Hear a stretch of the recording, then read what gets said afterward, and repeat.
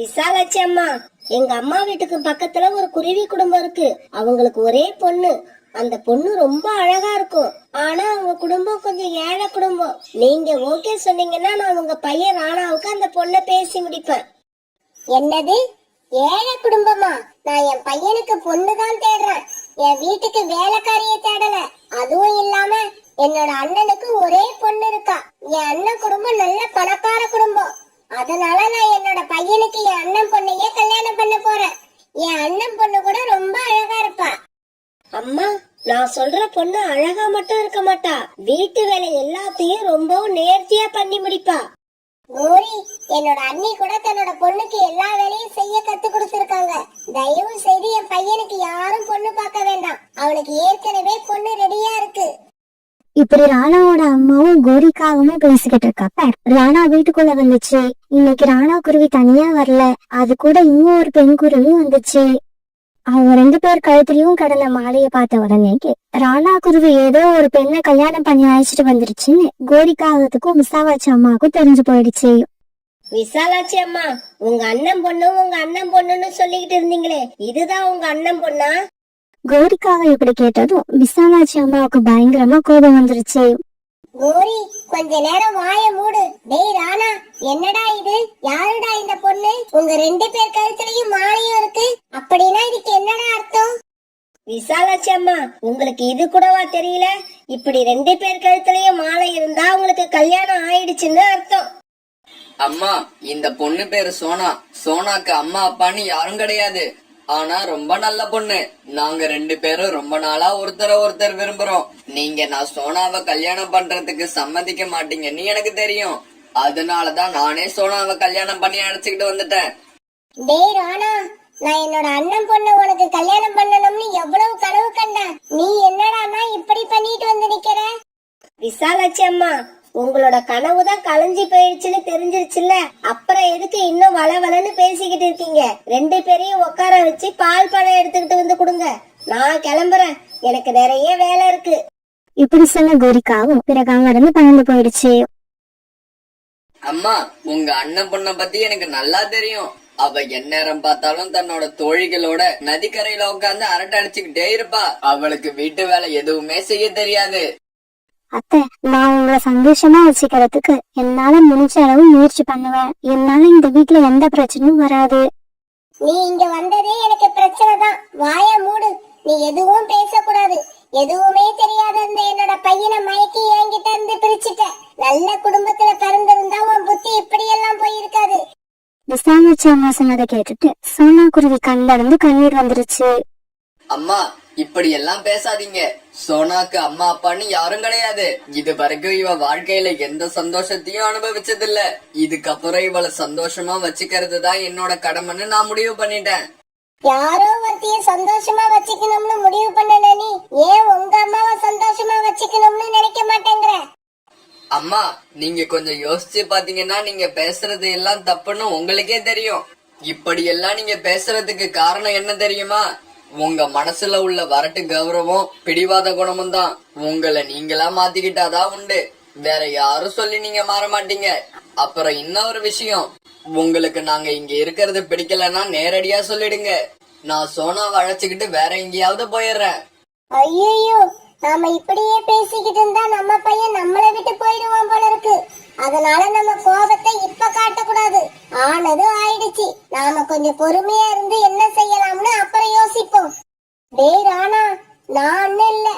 எல்லா அம்மாவும் தன்னுடைய பையன் ஏதோ ஒரு பொண்ணை கல்யாணம் பண்ணிக்கிட்டு வந்தா ஆரம்பத்துல இப்படிதான் கத்துவாங்க. சரி விடு.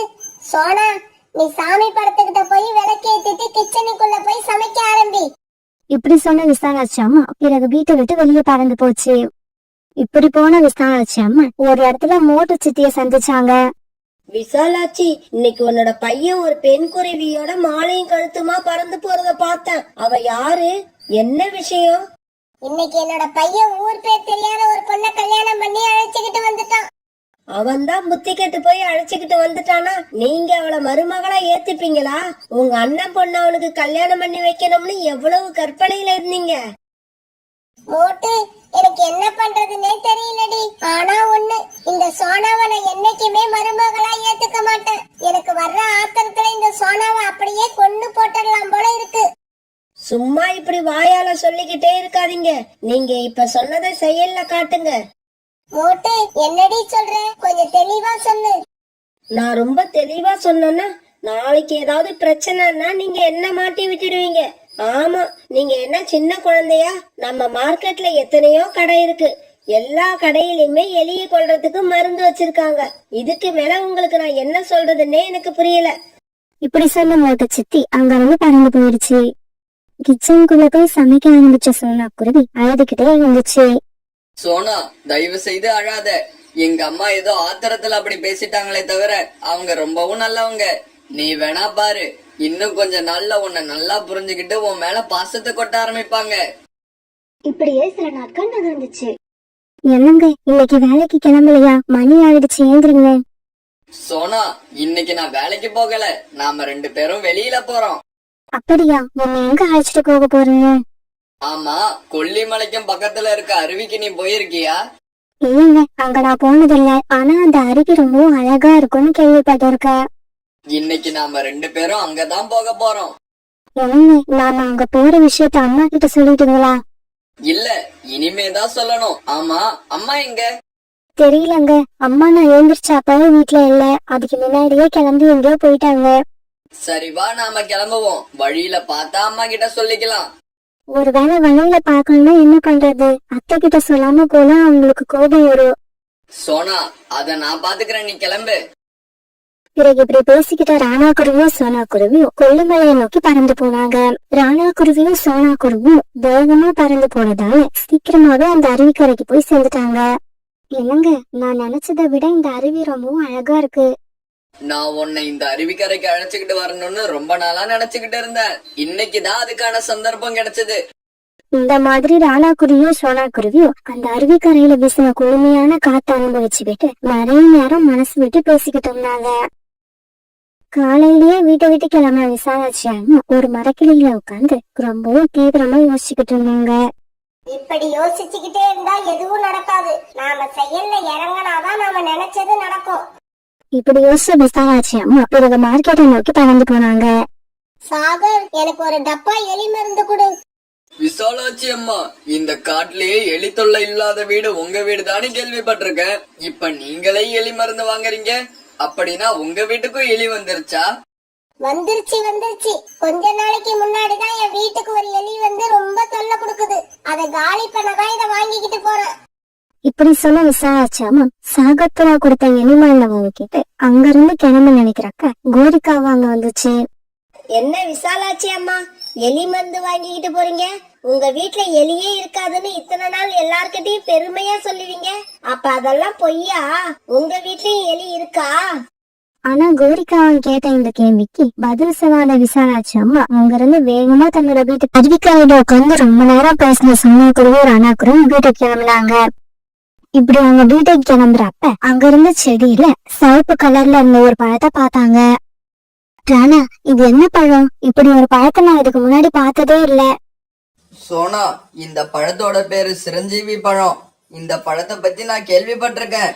ஆனா இப்பதான் நான் நேர்ல பாக்குறேன். இந்த செடி எல்லா இடத்துலயும் நிறைய வளர்ந்துருக்கும்.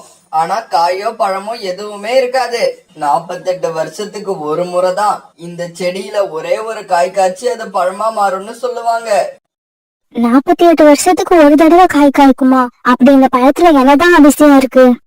இந்த பழத்தை அப்படியே முழுசா சாப்பிடுறவங்களுக்கு ஆயுள் ரொம்ப அதிகம்னு சொல்லுவாங்க. ஆனா அது உண்மையா என்னன்னு எனக்கு தெரியாது. அப்படியா? அப்படின்னா இந்த பழத்தை எடுத்துக்கிட்டு வீட்டுக்கு போவோம். வீட்டுக்கு போறது சரி, ஆனா இந்த பழத்தை யார் சாப்பிடுறது? இதுல என்ன சந்தேகம்? இந்த பழத்தை நான் அத்தைக்கு தான் கொடுக்க போறேன். ஏன்னா நம்ம 2 பேருக்குமே வயசு அதிகம் ஆகல. அதனால இந்த பழத்தை அத்தை கொண்டு போய் கொடுத்தா அவங்க நம்ம கூட ரொம்ப வருஷம் இருப்பாங்க.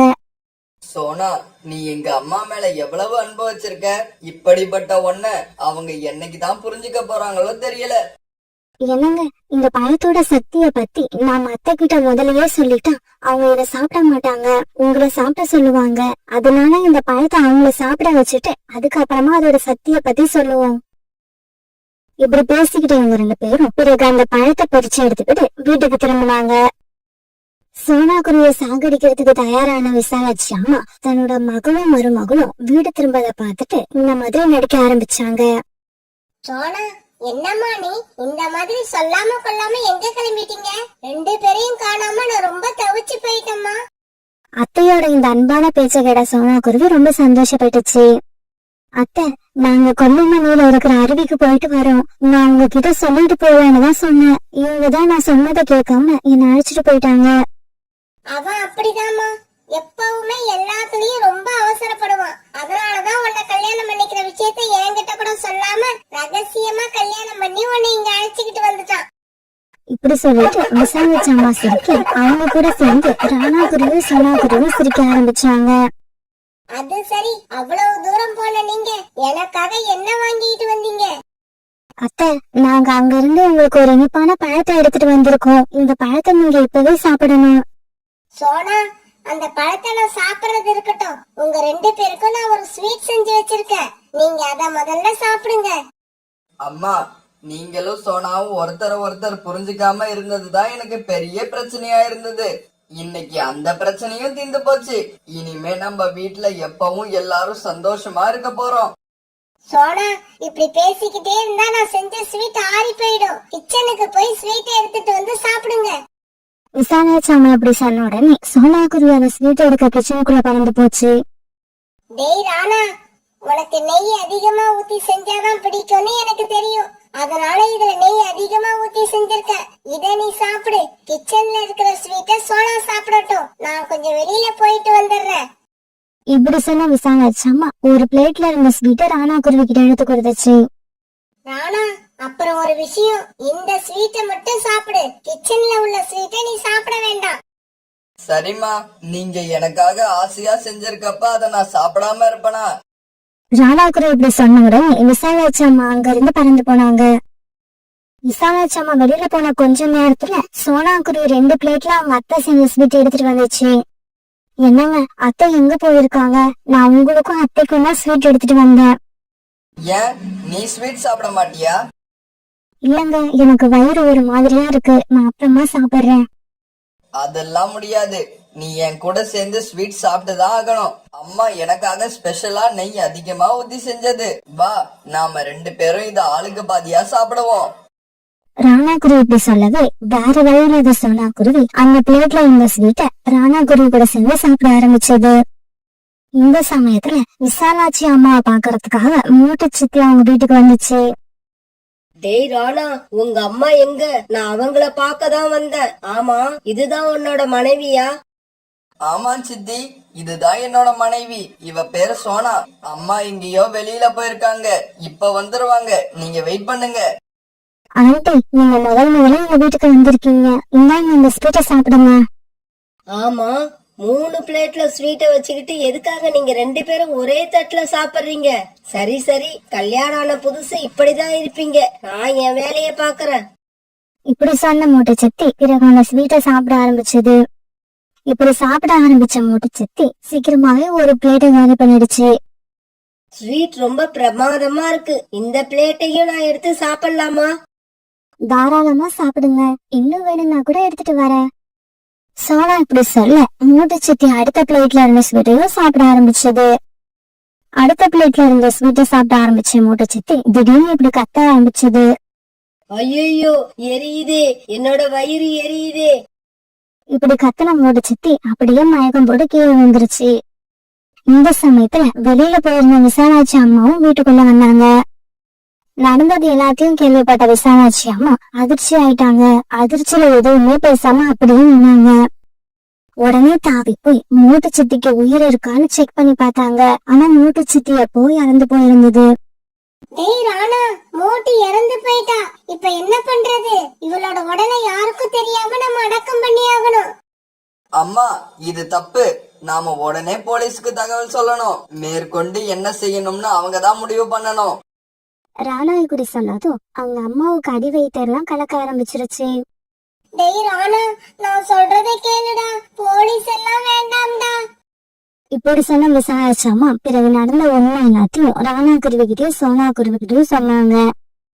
ஆமாண்டா, உன்னோட மனைவிய கொல்ல கிச்சன்ல இருந்த ஸ்வீட்ல நான் தான் விஷத்தை கலந்து வச்சேன். போலீஸ் வந்தா மோட்டுவோட உடலை செக் பண்ணுவாங்க. அதுல விஷம் இருக்கிறது கண்டுபிடிச்சிருவாங்க. அம்மா, சோனாவை கொல்றதுக்காக நீங்க விஷத்தை கலந்தீங்களா? அம்மா, சோனாவோட மனச பத்தி தெரியுமா உங்களுக்கு? நாங்க அருவியை சுத்தி பார்க்க போனப்ப அங்க ஆயுள் அதிகரிக்கிற அதிசய பழம் ஒண்ணு கிடைச்சது. அந்த பழத்தை கூட சோனா உங்ககிட்ட தான் கொண்டு வந்து கொடுத்தா. எதுக்காக தெரியுமா? நீங்க எங்க கூட ரொம்ப நாள் வாழணுங்கிற ஆசையில. ஆனா உங்க மனசுல இப்படி ஒரு கேவலமான எண்ணம் இருக்கிறது எங்களுக்கு தெரியாம போயிடுச்சு. டேய் ராணா, நீ சொல்றதெல்லாம் உண்மைதான். நான் சோனாவை பத்தி சரியா புரிஞ்சிக்காம அவளை வெறுத்தேன். அவளை கொல்லணும்னு கூட நினைச்சேன். அதனால இந்த தண்டனையை நான் கட்டாயம் அனுபவிச்சே ஆகணும். நீ போலீஸ கூப்பிடு. என்ன நடக்குதோ அதுவே நடக்கட்டும். அடுத்த சில மணி நேரங்கள்ல ராணாக்குடி வீட்டுக்கு வந்த போலீஸ் அவங்க வழக்கமா செய்ய வேண்டிய ஃபார்மாலிட்டியை எல்லாம் முடிச்சிட்டு கடைசியா உண்மையை தான் வாயாலேயே ஒத்துக்கிட்ட விசாலாட்சி அம்மாவை கைது பண்ணி ஸ்டேஷனுக்கு அழைச்சிட்டு போனாங்க. அம்மா, நீங்க உண்மையை ஒத்துக்கிட்டீங்க. அதனால உங்களுக்கு குறைஞ்சபட்ச தண்டனை தான் கிடைக்கும். கவலைப்படாதீங்க. நாம சந்தோஷமா வாழ வேண்டிய நாள் இன்னும் எவ்வளவோ இருக்கு. இதையெல்லாம் பார்த்துட்டு சோனாக்குடி மௌனமா அழுதுகிட்டே இருந்துச்சு. சோனா, என்ன மன்னிச்சிடுமா. இப்ப எனக்கு கிடைக்க போற தண்டனை மோட்டுவ கொன்னதுக்காக மட்டும் இல்ல. இவ்வளவு நல்ல மனசு கொண்ட உன்னை மருமகளா ஏத்துக்காம இருந்த பாரு, அதுக்கும் சேர்த்துதான் எனக்கு கிடைக்க போகுது. கவலைப்படாத. நான் ஜெயில இருந்து திரும்பி வரும்போது உனக்கு ஒரு நல்ல அத்தையா திரும்பி வருவேன். பிறகு ராணாக்குடியும் சோனாக்குடியும் அவங்க அத்தை போலீஸ் வேன்ல போறத கண்ணீர் விட்டு அழுதுகிட்டே பாத்துக்கிட்டு இருந்தாங்க.